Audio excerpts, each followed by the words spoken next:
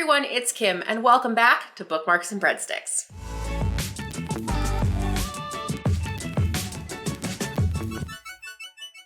Welcome back to Bookmarks and Breadsticks. I'm here with a review of a new upcoming release. I'm here to talk about Eating to Extinction, the world's rarest foods and why we need to save them by Dan Saladino. I received this as an audiobook ARC, actually my first one from NetGalley. So thank you very much, NetGalley, for providing this ARC to me. This book and its audiobook will be available in February. I believe the tentative date right now is February 8th, 2022. The audiobook comes in at just shy of 13 hours, but I did find that I could listen to the book at 1.25 speed and really not miss out on any of the details. So first, a little bit about the author. Dan Saladino is a journalist and broadcaster. He makes programs about food on BBC Radio 4 and BBC World Service. His work has been recognized by the Guild of Food Writers Awards, the Fortnum and Mason Food and Drink Awards, and the American James Beard Award Foundation. So while the book did receive an award in 2019, it is coming to the States in February of 2022, as I mentioned before, and will come in at 464 pages and is published by RandomHouse. The globalization of food has been the downfall of mankind, or at least that is kind of what the premise of this book is about. At one point, there were 6,000 unique plants that we ate as humans, and now we are down to just a handful. And there are some really beautiful foods, animals, plants, livestock, and traditions that are disappearing from the world because of this global food supply chain we find ourselves in.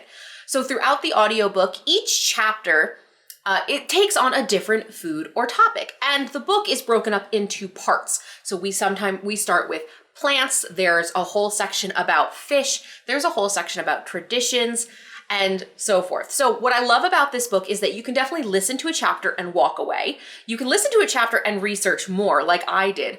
I did not know that at one point our entire civilization was based around the white pig versus, I think, the pink pig we think of today, which actually has its roots from China. So the Chinese pig came to America, we populate it, it's everywhere. And then in China, the swine flu happens, their population of pigs have to be killed, and they end up importing back their own original pig. I'm paraphrasing, obviously, but there's stuff that's so uniquely fascinating that I didn't even know existed.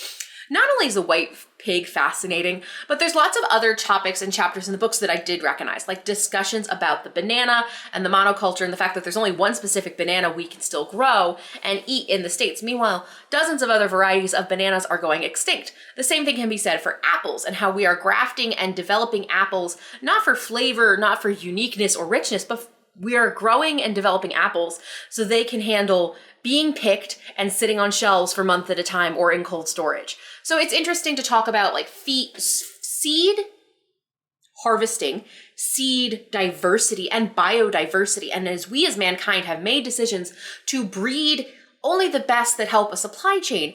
And the problem with having one or two variations of a single plant when there could have been thousands more is when blight or things like COVID-19 happen and suddenly you have collapse of an entire crop.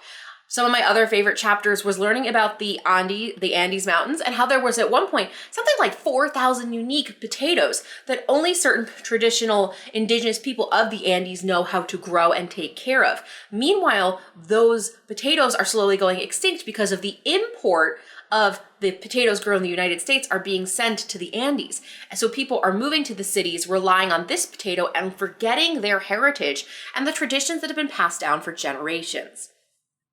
My favorite part of this book was actually the whole section dedicated to fish, seafood, and aquatic agriculture. There's a lot of discussions about farm-raised fish, but also about the ancient traditions around botarga and the idea of preserving fish roe, dry preserving techniques, and so on. There's a lot of rich, really interesting information in here. On average, the chapters are under 45 minutes. Some are as short as 5 to 8 minutes. And like I said, that makes the book for me super approachable. My goal was to listen to maybe an hour of the book a day to get to the end, because I think when you first start, 13 hours can seem daunting as an audiobook, but I found it very bingeable because I learned just enough about a topic to be super exciting. Now I want to go learn so much more about botarga, for example. But if there was a chapter that didn't interest me, we moved on. And ultimately, the takeaway from this book is the rallying cry from the author is that it's not too late. We as mankind can change things, and we're already starting to see this in the artisan and revival movements. I think of someone like Sean Brock, which is not the only chef, and forgive me for the first chef I'm thinking of is a white chef, but Sean Brock is one of the chefs in the South in the United States who is working on regrowing and bringing back to life some of the indigenous corns that we bred out of use essentially in the United States. There are plenty other of activists as well that are working on this. This book has been largely well received from the food writing community, and someone like food historian B. Wilson has really high regards for this book. I loved this book so much, and I think you can see first off, like the cover is really beautiful for this book.